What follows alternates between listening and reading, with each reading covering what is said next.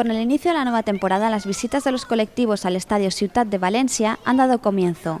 El primer grupo que ha tenido la oportunidad de conocer las entrañas del estadio levantinista ha sido el de la falla Padre Viñas Agustín Lara.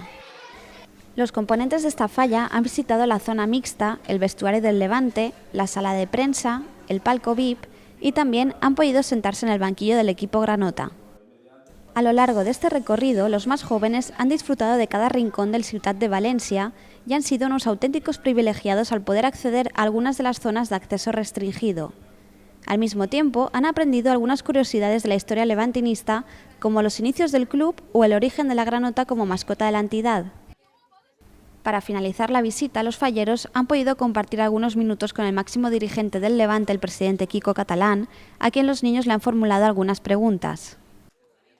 Los integrantes de la falla Padre Viñas Agustín Lara han quedado encantados con esta visita y se han marchado con la promesa de regresar al estadio para presenciar los partidos del Levante y animar a los jugadores para ayudarles a conseguir el objetivo de la permanencia.